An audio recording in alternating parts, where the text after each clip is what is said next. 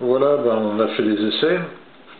C'est concluant à part l'émission qui n'était pas dans de bonnes conditions, mais ça fonctionne. Maintenant, on va faire un peu le point. Il y a des choses que je vous ai pas tout dit. Déjà, les potentiomètres, les bleus, tout ce qui est bleu, il faut les mettre dans cette position. C'est-à-dire que ici, la vis, elle est de ce côté-là et non ici. Là, pareil, il faut vraiment les mettre de ce côté-là. Parce que si vous les mettez dans l'autre sens, en fin de compte, les réglages ne seront plus horaires, mais anti-horaires. C'est-à-dire que si vous voulez augmenter le gain, il faudra tourner dans l'autre sens. Donc là, ils sont bien positionnés, et comme ça, vous n'avez pas de mauvaises surprises. Ça, c'était un petit point que je ne vous ai pas parlé, mais j'en profite de cette vidéo pour vous en parler, que vous n'oubliez pas. Que vous oubliez pas. Voilà, sinon concernant, j'ai laissé un post juste avant cette vidéo, concernant ces deux transfos. Donc sur le prototype, donc pas sur ce montage, mais sur le prototype qui est en place dans le TRX que je suis en train de construire, donc j'ai conservé le prototype, il fonctionne. J'ai mis des tors T50-6. C'est des tors ferrites qui sont faits pour des séquoias accordés et qui ont une bande passante assez précise, quoi. Ça démarre de 10 à 50-60 MHz, un truc comme ça, je crois. Je crois que c'est à peu près ça, mais je peux me tromper, mais c'est un truc comme ça, quoi. Et par contre, là, je les ai remplacés, donc, j'ai mis des tors TF3743. Donc, c'est des petits tors ferrites qui sont très connus, qui sont très utilisés. C'est des tors ferrites large bande qu'on utilise très souvent dans les transfos HF, et là, c'est le cas. Donc pour les deux tors, enfin pour les deux bobinages, en fin de compte, j'ai fait exactement les deux mêmes par rapport à celui-là, ou sur comment ça s'appelle, le prototype. Je vais le remplacer de toute façon, mais c'est comme je vous avais dit, j'avais fait un bobinage. Ça c'est dans le sujet prototype projet, non c'est que projet 14 HM DK. J'avais fait un enroulement de je sais plus combien de spires, 28, un truc comme ça, puis quelques spires, 7 spires je crois en sortie. J'avais fait ça de manière empirique, ça fonctionnait, mais c'était vraiment pas terrible. Donc là j'ai résolu le problème avec des transfos identiques pour là et là, c'est-à-dire que on prend un fil de 50 cm à peu près, en coupe en deux. Donc on a deux bouts de 25, on les torsade et on les enroule sur le tors ferré comme ça. Donc ça, on arrive à une douzaine de spires. Et là j'ai fait pareil, donc les deux transfos sont identiques. J'ai pu faire les essais, c'est vraiment ce qu'il faut. En réception c'est nickel. En émission j'ai pu voir qu'il y avait un signal qui était pas trop mal, malgré que là ici à ce niveau là j'avais un micro, j'ai pas de préampli micro, donc j'ai attaqué directement le transfo comme je vous l'ai dit, par un micro préampli à Zetagi, mais qui a une particularité, c'est d'avoir des aigus en pagaille et pas de grave. Donc ça fait, comme là il n'y a pas de filtration, c'est vraiment brut, donc on injecte vraiment le signal brut, quoi. Donc ça, vu que c'est des micros qui sont un peu bizarroïdes, à la sortie on a un signal hyper aigu, et là ça faisait une cagade, enfin c'était ignoble. Donc ce qui fait que comme il y a beaucoup d'aigus, donc on passe outre le spectre de la bande passante des filtres à quartz, et tout ce qui est basse, il n'y en avait pas, quoi. C'est assez pourri comme signal. J'avais déjà fait l'expérience de toute façon sur le prototype avec un micro, comme je vous ai dit, de Sono, Sennheiser E835, que je vais utiliser d'ailleurs même avec un préampli pour le TRX que je suis en train de faire. J'avais pu faire des essais même sans préampli, c'est-à-dire que c'était vraiment du passif, il n'y avait pas d'alimentation, il n'y avait rien, directement sur le transfo, avec alimentation asymétrique et non symétrique, donc vraiment des conditions pareil, pas terribles.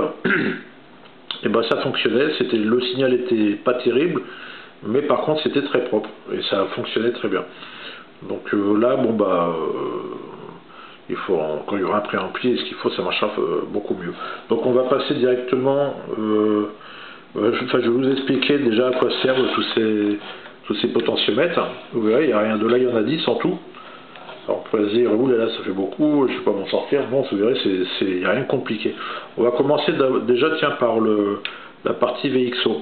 Donc là, ici, à partir de là, comme ça, toute cette partie-là, ici, c'est le VXO.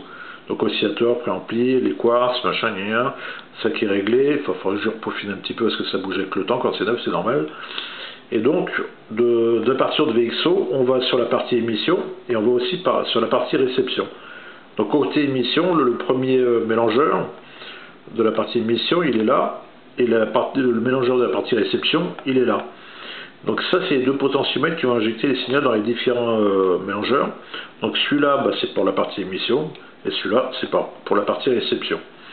Alors les PDF qui sont des NE612 préconisent que sur l'entrée 6, la broche 6, qui est une entrée asymétrique, le signal au maximum doit être de 300 mV. Donc l'idéal, c'est de régler entre 250 et 300 mV. Donc là, je vais retirer quelques sons. Voilà. La broche 6, elle est là pour la partie réception. Donc on plante un oscilloscope ou un voltmètre qui va bien pour la HF. Et on doit avoir 250 mV ici.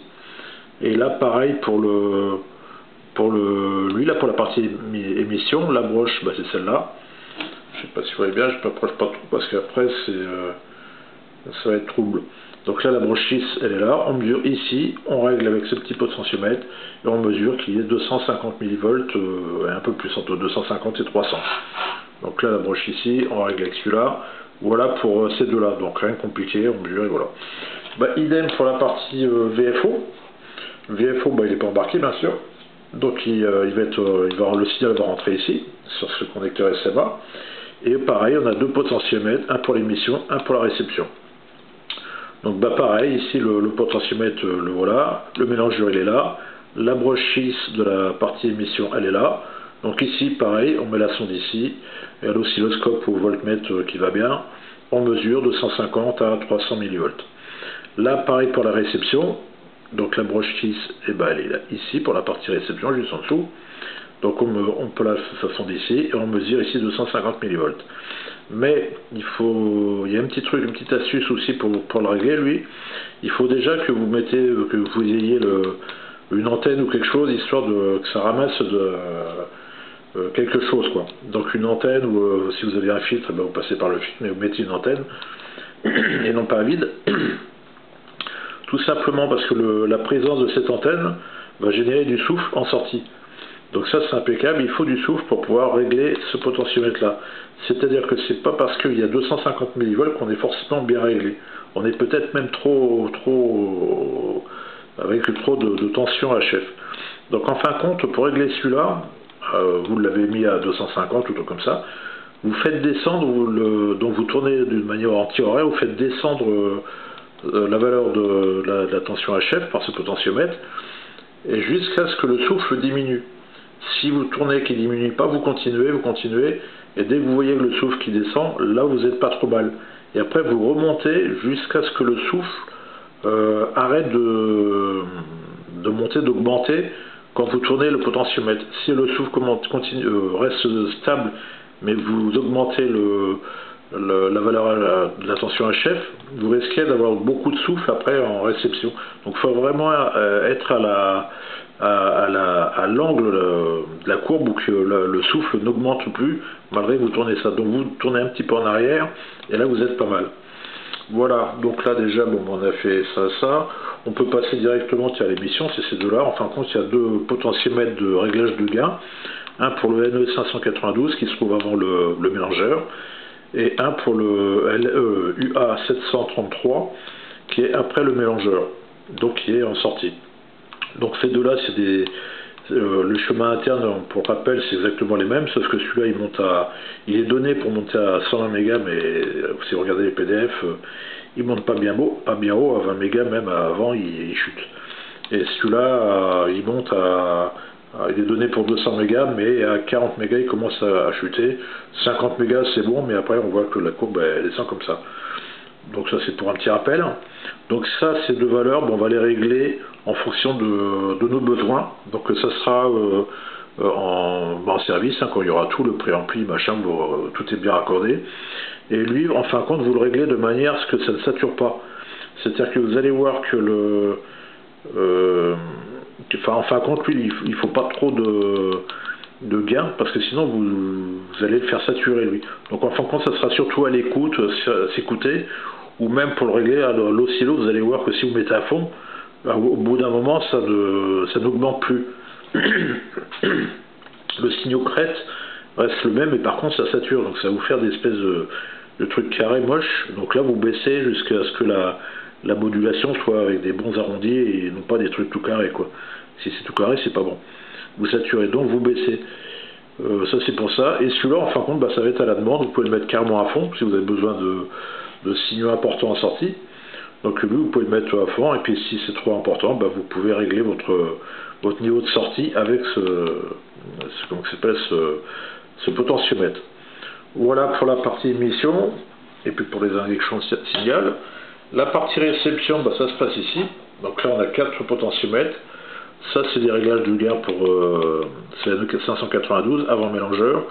Et ça, c'est un réglage de gain après mélangeur NE592.